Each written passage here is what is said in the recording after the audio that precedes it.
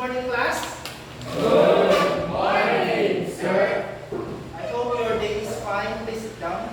Thank you, sir. So last time we discussed about electricity and electrical energy. So to review the lesson like last time, can anyone define about electricity? Yeah, from us? Yes, Mr. Daren. It is an electrical energy to use at home, power light or other plant. Yes, that's right. Now, electricity is made up of electrical energy. Now, who among you can define about electrical energy? Yes, Mr. Carlos? Electrical energy, the energy which is caused by the movement of the electrons from one place to another. Okay, that's right. That is what electricity and electric energy it is, and we discussed it last time. Now, before we head on to our lesson, I have here an activity that you are going to do before we discuss the lesson. Okay?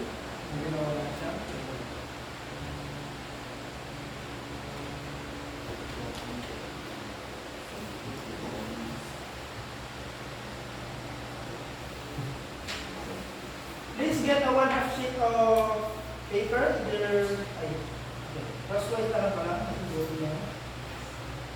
Crosswise.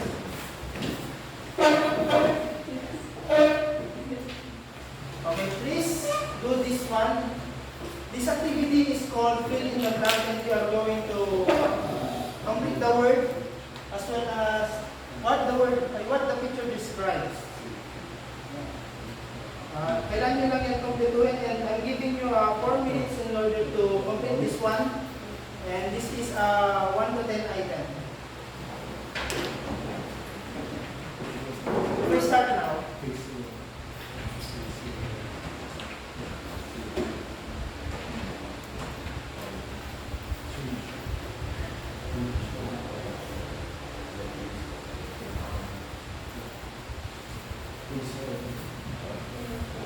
Now for the items 4 and 8, ito po yung picture niya.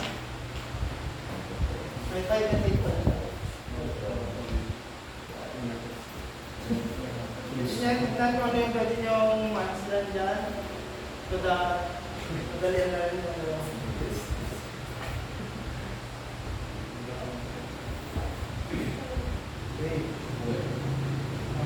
Okay na ba? Yes, sir na? For number 9 and 10,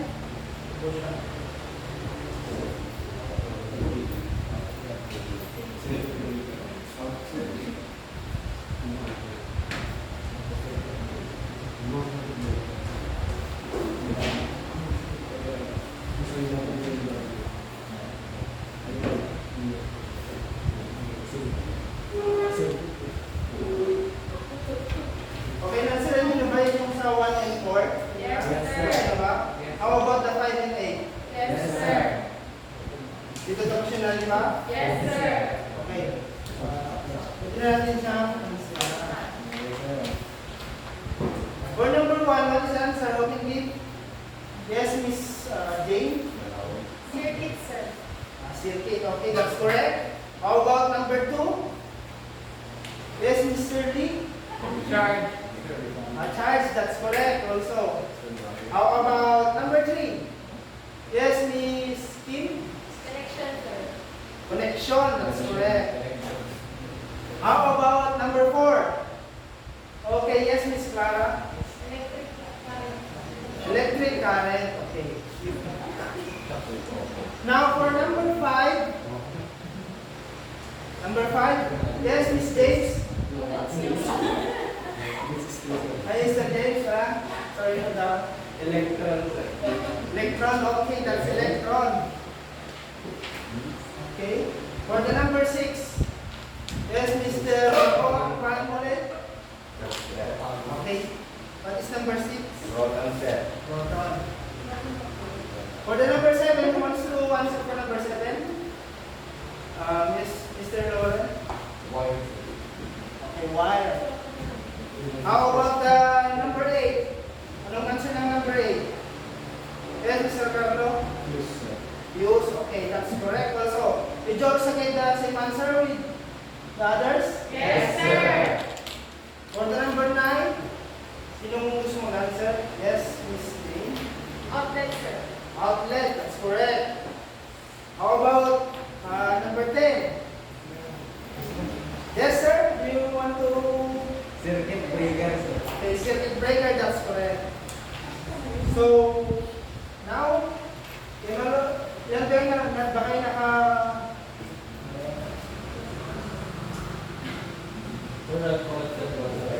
Okay, right connected ba? Pregnant by. So, ba kayo nakakuha ng 10? Yes, sir. Okay, that's great. Buti naman at nakuha nyo na lang.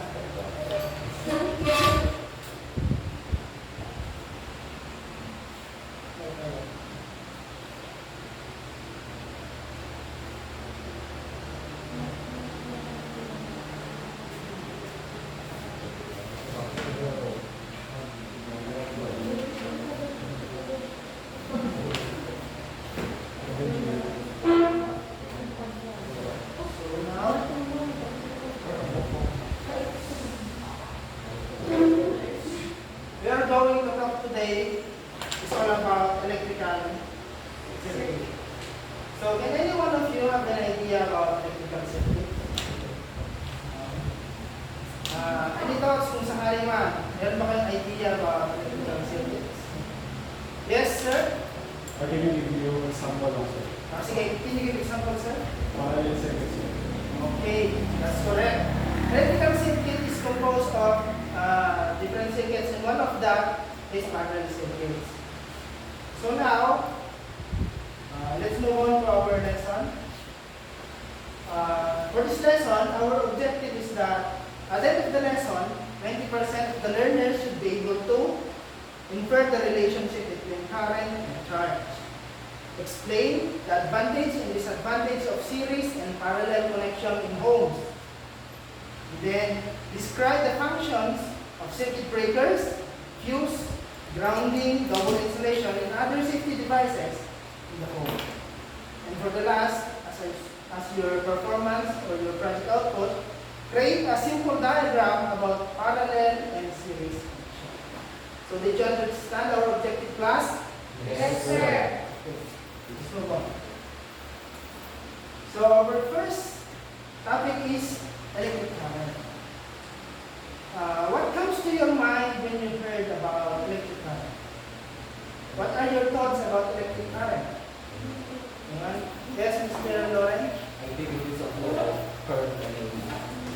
Can you please, I think it is a flow of current and energy. okay, that is the flow of current and energy. Stated here, ito po yung picture niya. You can see in the monitor, electric current is the flow of electric charge in a circuit. An electric current is a continuous flow of electric charge moving from one place to another along a pathway, which is required to make electrical devices work, and it is also measured in ampere. Ayan na yun. Sa electric current, meron nag-compose po siya ng electric charge in order to flow. Now, moving forward, there are two types of electric current. So, who can give me the two types of electric current? Anyone from the class? Yes, ma'am? Do you have any idea? Sir, it is the AC and DC current. Okay, it is the AC and DC current. AC stands for alternating current. Okay. DC stands for? It's not disconnect. It's a direct current. So, can anyone read from the class? Yes, sir. Do you want to read the? Type of electric current. Alternating current describes the flow of charge that is directed to the terminal. As a result, the voltage level varies along with the current. So, alternating current, ito yung karaniwan na ginagamit natin sa bahay natin. This is also, wala siyang one-way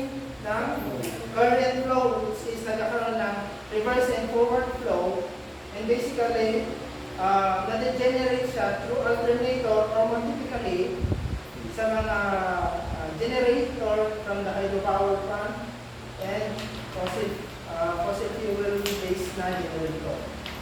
Now, for the direct current, who wants to read? Yes, Mr. Lee, do you want to read? Direct current is a steady flow of electric charge in one direction. Okay. It is a one direction. Unlike alternating current, may reverse flow of current siya. Dito naman, single current lang siya. Ibig sabihin, yung kuryente yung nagaling from negative to positive. Which is basically ginagamit ito sa mga phones and other battery type equipments tulad ng mga sasakyan. So, kung isipin nyo, ano kayong kuryente yung meron sa phone ko? It is a direct current. And take note that ang kuryente nito ay nagmumula from negative terminal to the positive terminal. So, did you understand, class?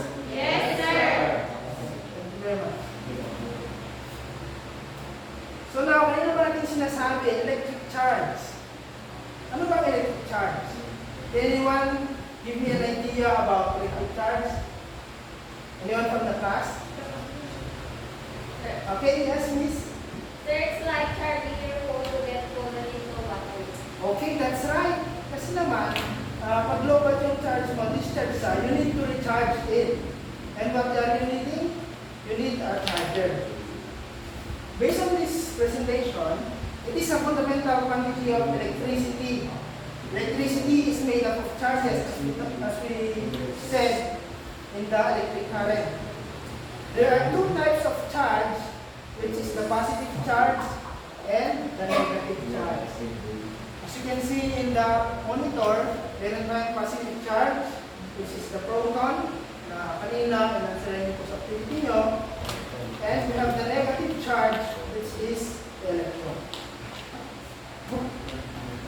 Now, for the electrical circuits, kayo naman nagsalita na dito about electrical circuit. But I want to hear again any other thoughts about electrical circuits. Yes, sir? From the back, do you have any idea about electrical circuits?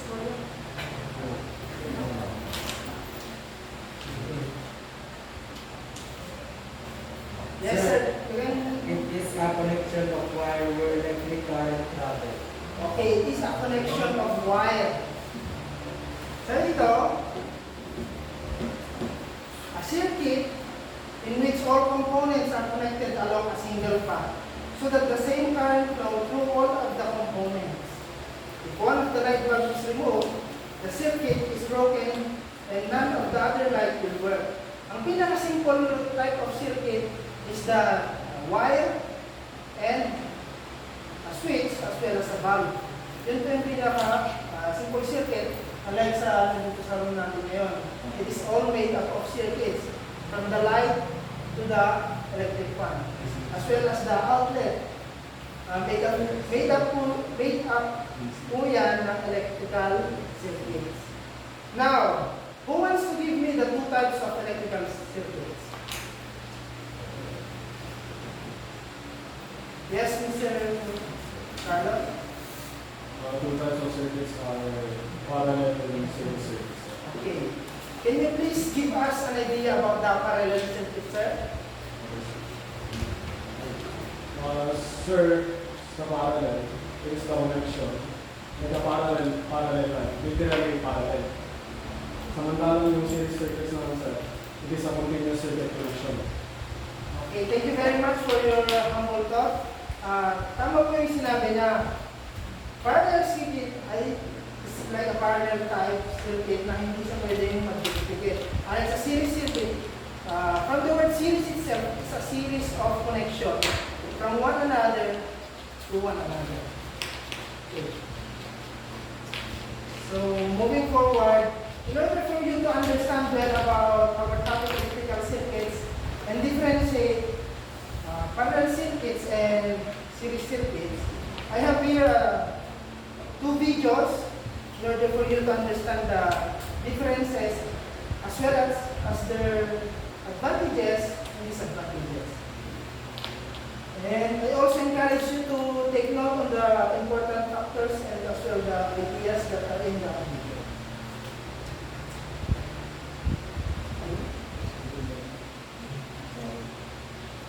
Yeah. A series circuit contains one path for electricity to travel through.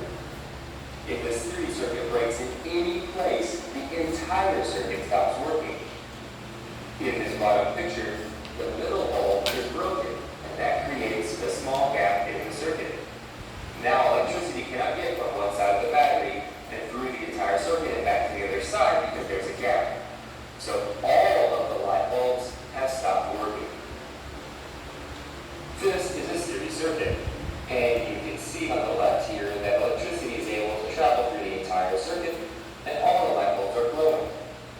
But when I open the switch, I create a gap in the middle of the circuit. Opening the switch in the middle of the circuit turned off all the bulbs. In a series circuit, it does not matter where the gap happens.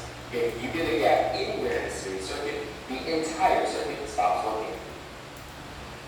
A parallel circuit contains more than one path for electricity to travel through.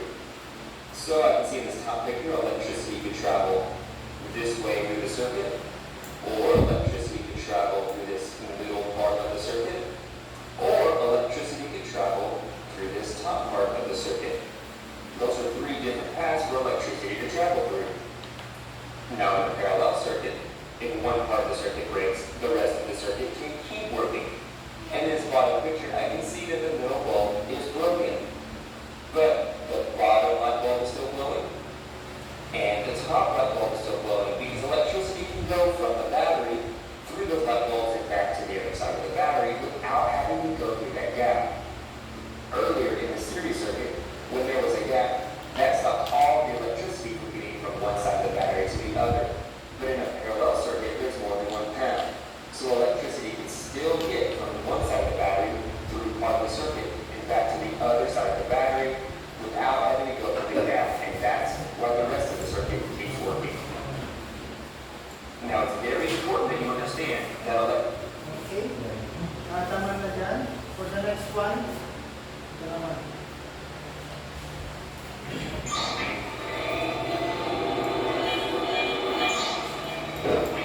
Components of an electrical circuit or electronic circuit can be connected to various networks.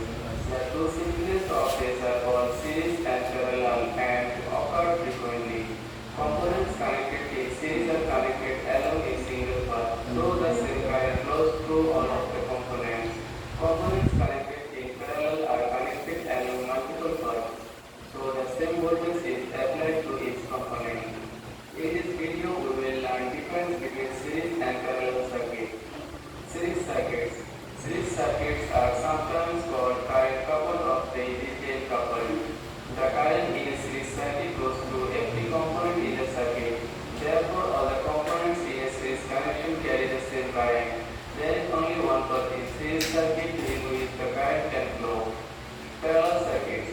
If two or more components are connected in parallel, they have the same potential difference across their ends. The potential differences across the components are the same in magnitude, and they also have identical polarities. The same voltage is applicable to all circuit components connected in parallel. The total current is the sum of the current through the individual component in accordance with Kirchhoff's current law. Now let's see difference between series and parallel circuit. Series circuit are basic types of electrical circuit in which all components are connected in a chain so that the same current flows through all of them. Parallel circuits are types of circuit in which the same voltage occurs in all components, with the current dividing among the components based on their resistance or the impedances. Series circuit intends to have the same amount of current flow through all the components placed in sequence. Parallel series components are not in sequence but they are parallel to each other. Series will have all the components in the same single burst of the current flow. Parallel series split the current flow and the current flowing through each component will eventually combine from the current flowing in the source. In series circuits, the connection or circuit will not be complete if one burns out, parallel circuits will still continue to operate, at least with other components if one parallel connected component burns out.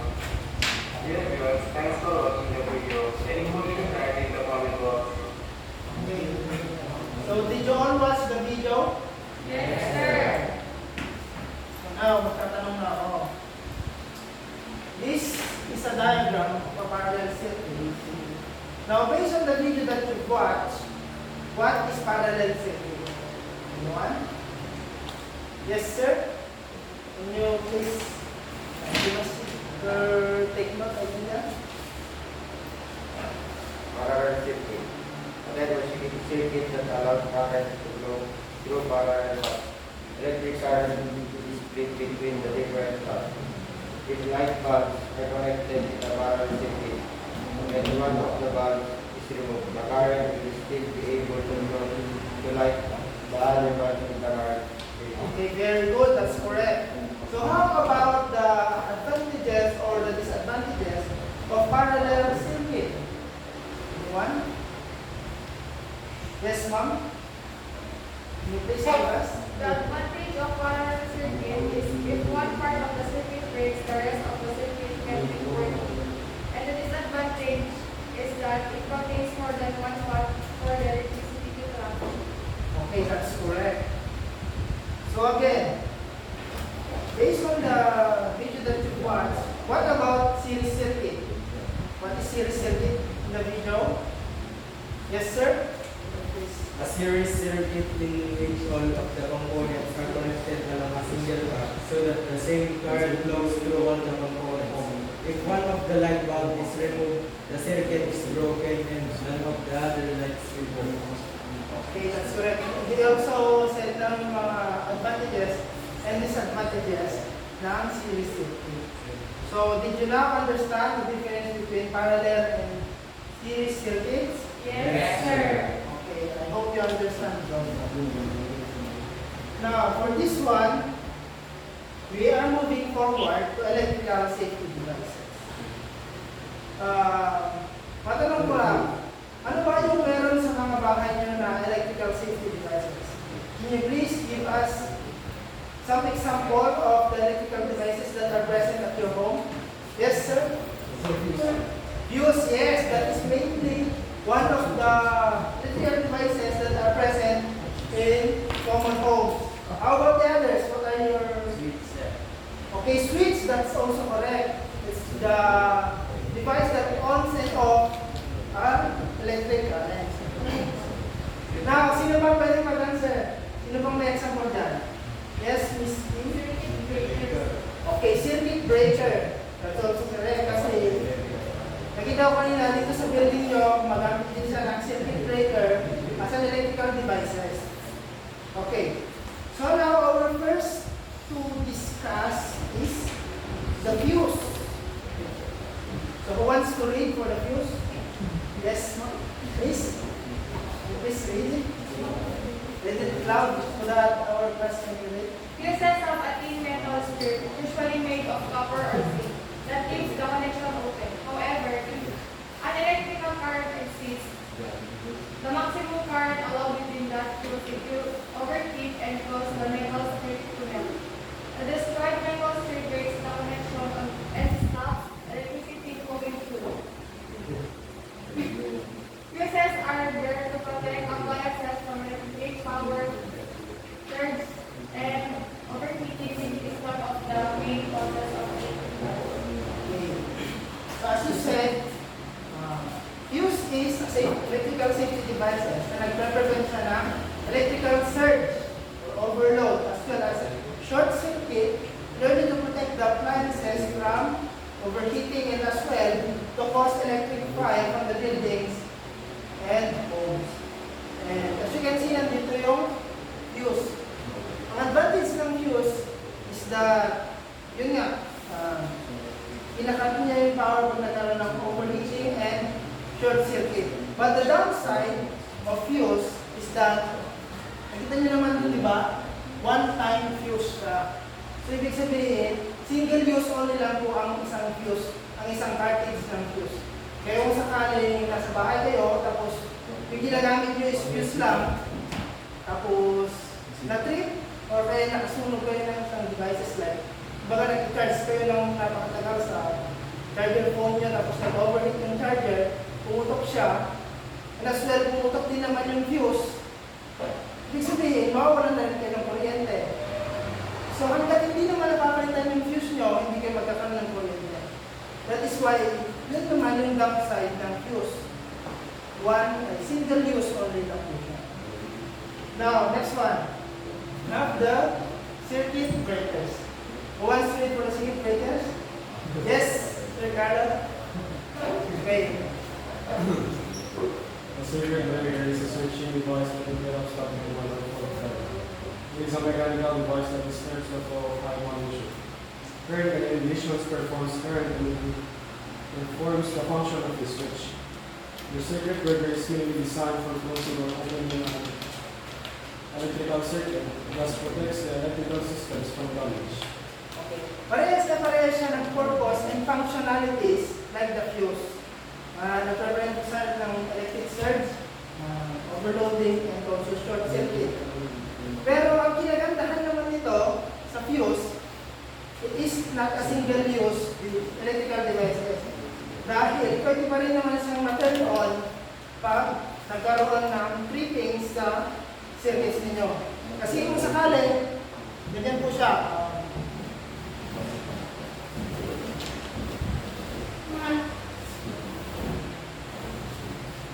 Sabihin na natin na ito yung on, ito naman yung trip, o kaya nagkaroon ng short circuit, at ito yung off.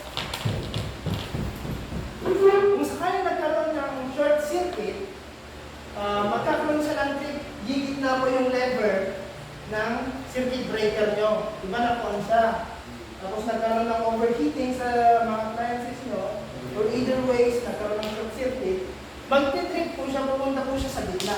Hindi po siya totally na mag-off, pero na-off na po niya yung electric current sa bahay nyo, kaya hindi na magkakaroon ng any further electric shock or electric spark that will cause fire.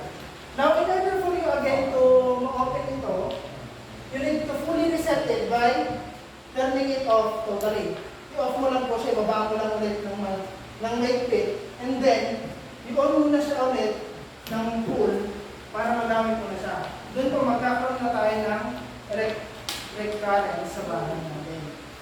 But then, kahit na ganun yung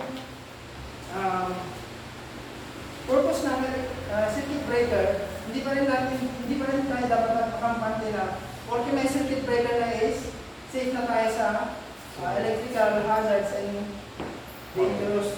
Dapat na maging precaution pa rin po tayo sa mga ginagawa natin sa bahay.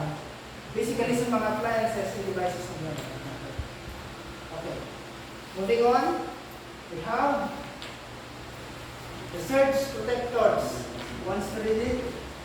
Yes, Ms. Kim, Ms. Ray. The names are because each electrical safety devices protect your home and appliances rather than spikes in electrical current, although they may look similar to extension cords and power they differ by offering much more protecting against damage, increases in So, surge protectors. Maraming sinasabi niyo, sir. Extension naman yan, sir. Marami kami ganyan sa bahay namin. Marami kami ganyan sa bahay niyo. But then, look the difference. Meron pa siyang switch dun sa near sa input niya. Ayan.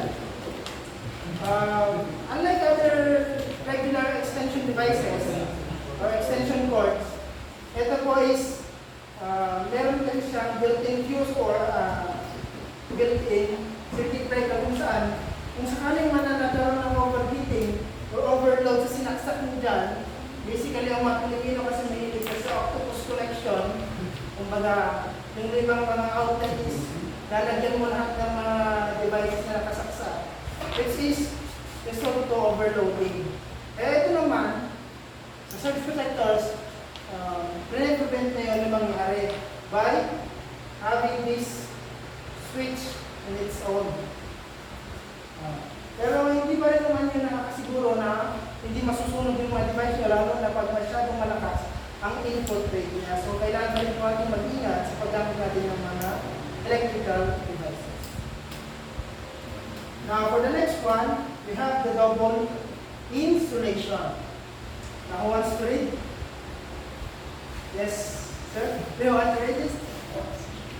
Double insulation. An electrical appliance which is double insulated does not have an earth-wire filter.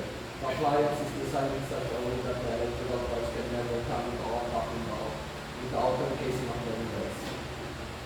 Okay, thank you very much. Sir, hindi naman po devices yung double insulation. Alam naman po namin yan. Well, it is still a feature of an electrical devices. It's also a safety features for electrical devices. Bakit nga ba? Basically sa wire. Pag-iisa lang yung insulation niya tapos nagkaroon ng tear, crack, o kaya sa minat-ngat ng daga dahil sa naglalang panahon na nandun sa taas ng kisame ninyo, magkakaroon yan or magre-result yan into what? Short circuit. Magkakaroon yan ng short circuits.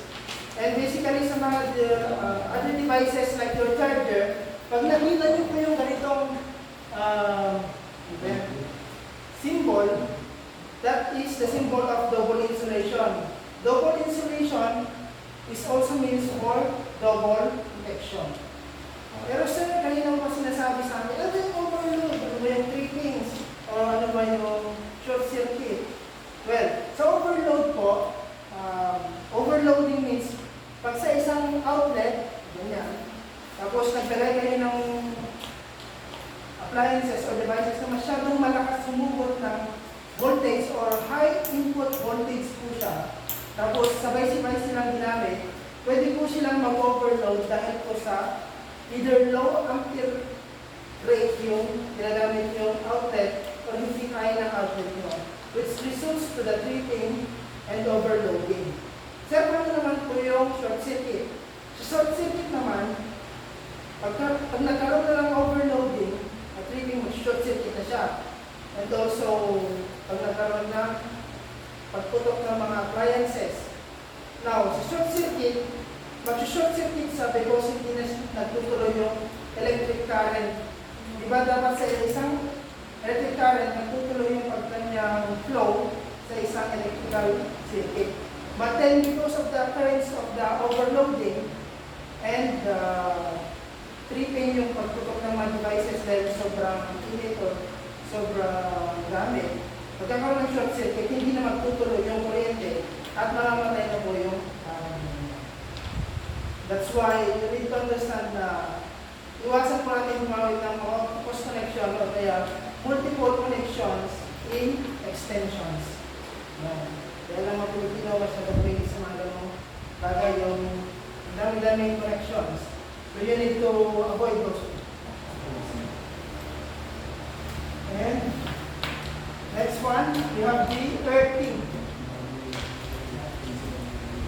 Wants to read this one? Yes, Miss. Yes, please. Earthing or grounding is the process of transferring the immediate discharge of electricity directly to the earth plate by means of long-distance electrical cables or wires.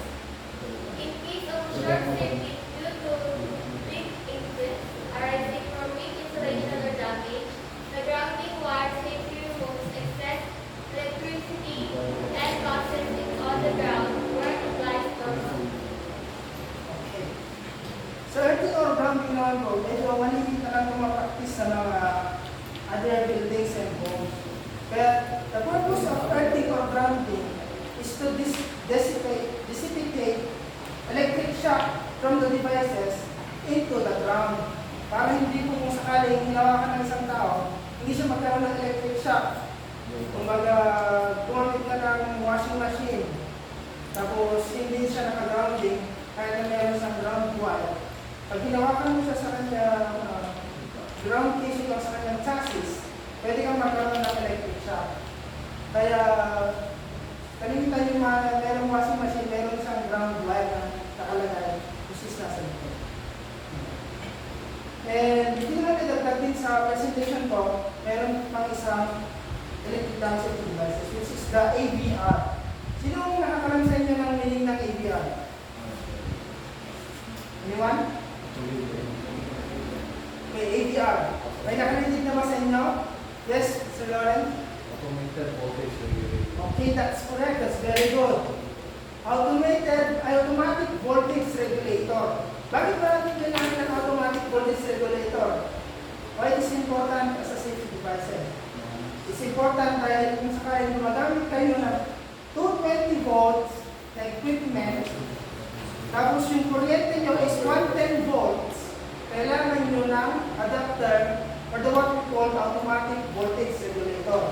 Kasi pag hindi nyo ginamit yung automatic voltage regulator, masisira po yung device nyo na 220 volts. Dahil sa 110 volts yung current nyo. Same as true, pag 110 naman, yung devices nyo at yung kuryente nyo din is 220 volts. Masusunog pa rin po yung devices nyo. So you need an adapter or the automatic voltage regulator. So now, did you understand our lesson, class? Yes, sir. So for your activity, I want to group you into 3. Bilang kayo. Bilang ka, sir? 1, 2, 2, 3. 1, 2, 3. 3. Okay. So, lahat ng 1 mag-grupo-grupo, and as well lahat ng 2 mag-grupo-grupo as well as 3. So now, in this group activity, i-explain na lang kayo mamaya wala kayo. Distract mo na. Data presentation about electrical household safety and safety measures that you need to know and apply in order for you and your family as well as other people safe from any electrical hazard. So dito po, gagawa ko ng presentation kung paano nyo masiguro yung safety ness naman. Yung mga safety practices sa bahay, mas kalimutan kayo ng electrical practices, as well as pag nasa labas kayo or nasa work. Pwede po kayong gumawa ng short poem, short skit, poster, slogan, post-slogan, short rap, or song. But since we're running out of time, wala lang, i-video nyo na lang yung sarili nyo muna, tapos ipasa nyo sa Facebook or sa Messenger. I-PM nyo ko na, sir, ito po yung output namin. And be sure na lahat ng mga groupmates nyo, if may participate, because I will rate you group and individual. Now, to sum it up. Okay, to sum it up. What is electric current again? Class? Are you still attentive? Yes, sir. Sir, Yes, Mr. Daren? sir, this is a flow of electric charge, sir. Okay, it's a flow of electric charge. Now, what are the 2 types of electric current? Yes, Mr. Lee? Sir, alternating current and direct current. Okay, that's alternating current and direct current. Now, for the electric charge, okay, so what are the 2 types of electric charge? Yes? What? Will you please, okay, proton and electron. Which is also proton as a positive charge, and electron as a negative. Now, what electrical circuit? What is electrical circuit again? What's electric circuit again? Yes, ma'am. What's electrical circuit again? It is the pathway of electric circuits. So, what are the 2 types of electrical circuit? Yes, sir. Nanakapin. In your place. Say to us what are the 2 types of Series circuit. Yes, come again. Parallel circuit and series circuit. Okay. Parallel circuit and series circuit. Now, for your learning activity, which is hindi nyo naman matapos ko gusto, of time. You want to retain your book or mag-book na? Yes, retain na. Retain na lang? Okay, retain na lang. So, ito, gagawin nyo lang for the group 1, search in the internet the different application of AC and DC current. Cluster them according to their types of current. So, sino yung magbubuan dito? Can you please raise your hands? Okay. Ito po yung gagawin. So, for the group 2, identify the similarities and differences of parallel and series circuit. Use the diagram to show. Okay, for the group 3, we are going to identify the important factors of electrical safety devices at home. So, yung mga group dyan, ito po yung gagawin.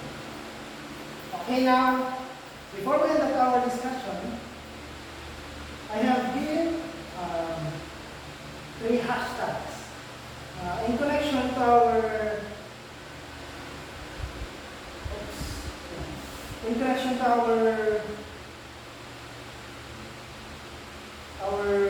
lesson. The first one is hashtag safety first. Now, for the hashtag safety first, in everything that you do, electrical installation or things, you need to put your safety first and the safety of the others in order for you to avoid accident and injuries at probably hindi kayo magkaroon ng any other casualties like in the materials of the house. Minsan kasi yung 14 values o yung magkakaroon ng hindi una yung safety first. Magkakaroon tayo ng accident or some results to fire. Now, for the second one, you have the conserved energy. Bakit nga ba conserved energy? Okay. Conserved energy is important dahil pag nag-conserve ka ng energy, magkakaroon tayo ng energy for the future at magkakaroon tayo ng sustainable energy. Think about this. Pag yung kuryente, patuloy natin ginamit ng ginamit, mas madami yung gagamitin yung mga power plant, the fossil fuels or other non-renewable resources para paganahin yung mga generators. So, energy, natutulungan natin yung ibang factors ng environment na ma-conserve at ma-sustain din yung kanilang resources. Always think of this class. Little things add up and become bigger things. Malit man yung nagawa natin, malit man yan, pero kung pa sa panahon, dumadami. Hindi ba natin napapansin ngayon yung mga resulta niya? Kasusunod ng mga panahon, magkakaroon niya ng big effect sa atin. It's either a good or a bad. But then I encourage you, do the good thing, not the bad thing. Is it clear? Yes. Okay. And for the last one, siguro marami rin makakakit sa inyo dito. Choose wisely. Okay. Anyone from the last? Yes, miss? Ay, gusto ba kayong sabihin? Choose wisely in connection to our lesson. Okay. Yes, sir? Use high quality devices. We choose high quality devices. Gusto ko lang din elaborate kay sir, ay mister, yung sinabi niyang high quality.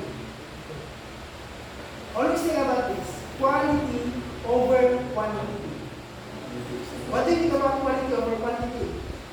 Kahit gano'n makadaming mga electrical devices yung binibili mo o yung mga appliances, kung yung quality naman niya is below average or substandard, it is not worth your money. So always choose the best. Hindi masamang maging practical na like gusto natin na bumili ng ganitong mura kasi ganito lang yung budget natin. But then, you need to think of also of your safetyness and the efficiency of the equipment or the devices that you use. Bumili ka ng nasisira naman every month. Unlike sa bumili ka ng mahal na bulb, nagtatagal siya ng 3 to 5 months or either 1 year. So always think about that. Quality over quantity. Always remember that. Okay? Quality is the best policy. So did you understand? Yes. Okay. Kung tayo kasi 11:80 na pala. Marami na tayong maglaga. So for your last group activity, which is hindi ko rin naman tingin kung I doubt that you will finish it. So I will give you the whole time today para matapos to.